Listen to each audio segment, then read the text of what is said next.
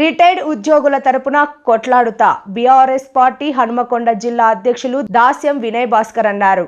Kazipet railway station community hall నందు నిర్వహించిన railway retired ఉద్యోగులు పెన్షనర్ల వార్షికోత్సవ కార్యక్రమంలో పాల్గొని మాట్లాడుతూ, రిటైర్డ్ ఉద్యోగులకు అండగా ఉంటానా, తల్లిదండ్రులు నేర్పిన గుణమే సాయం, అంబేద్కర్ మహనీయులు చెప్పినట్టు నిజాన్ని నిత్యం ప్రచారంలో ఉంచాలన్నారు.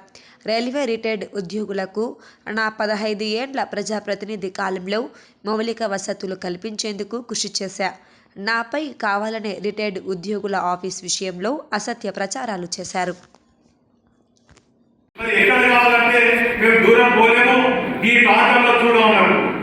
ఒక స్థలం ఉన్నది, ఒక పెద్ద మనిషిది.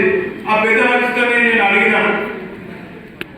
తర్వాత శ్రీహరి గారితో కూడా చెప్పిన, అన్నగా స్థలం ఉన్నది, గోరెడ్డి పెద్దోళ్ళు అక్కడ చూద్దామని అన్నప్పుడు ఇక అదంతా కిరికిలో ఉన్నదంటే ఇవన్నీ నాకు పట్టదు, ఏమంటే నువ్వు మాట్లాడవు.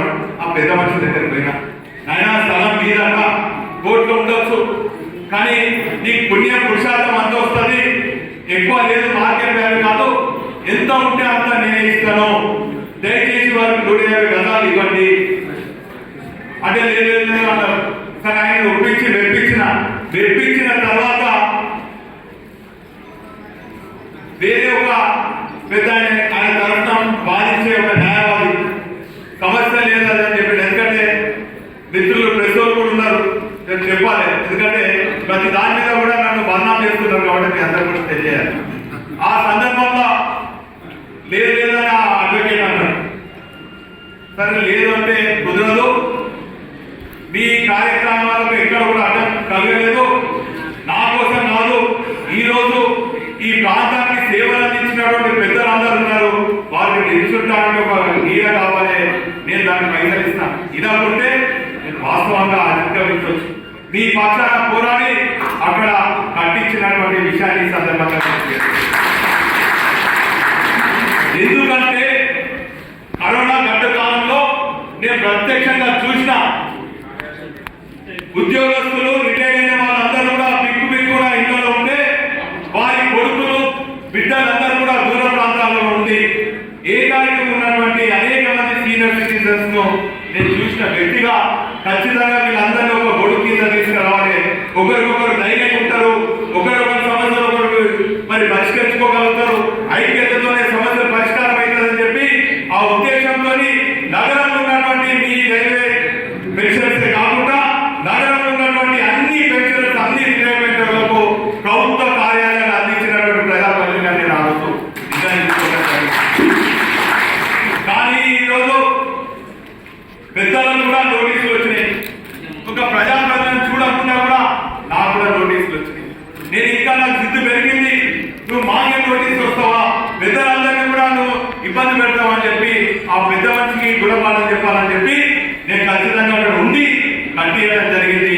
కార్యాలయం అయిన తర్వాత పెన్షనర్లకు ఒక పైసా ఖర్చు కావద్దని చెప్పి కావాల్సినటువంటి ఫర్నిచర్ తో పాటు అన్ని సౌకర్యాలు చేసినటువంటి వ్యక్తిగా ఎందుకు చెప్తున్నానో, ఎందుకు నాకు ఈ ఆలోచన వచ్చిందో కూడా మీకు అందరూ కూడా చెప్పదలుచుకున్నా.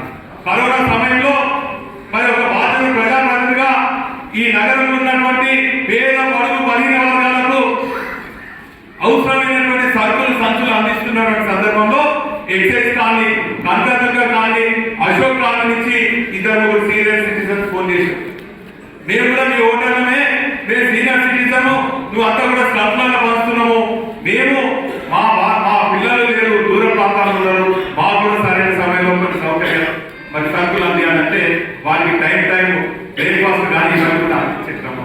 ఒక సీనియర్ సిటిజన్ ఫోన్ చేసాడు, నా కొడుకు లండన్ ఉన్నాడు, నా బిడ్డ అన్నాడు అమెరికాలో ఉన్నాడు, నువ్వు ఇస్తున్నావు 2 రోజుల నుంచి, నాకు అనారోగ్యం దమ్మొస్తుంది, ఒకవేళ నా ఫోన్ నెంబర్ పలానా ఇది, నాకు పొద్దున చేయి, మధ్యాహ్నం చేయి, సాయంత్రం చేయి, ఒకవేళ సాయంత్రం వరకు కూడా నా ఫోన్ నేను రెస్పాండ్ కాకుంటే ఇక నువ్వు వేరే నిర్ణయించుకొని నా బిడ్డ నెంబర్ ఇది, నా కొడుకు నెంబర్ ఇది, నా అల్లుడు నెంబర్ ఇది, వీళ్ళకి ఫోన్ చేస్తే నా దాని సంస్కారం అను చాలా బాధపడ్డాను.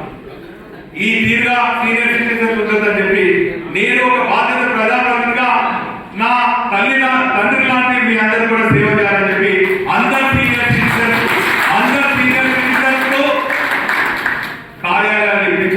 పరిస్థితి ఇది.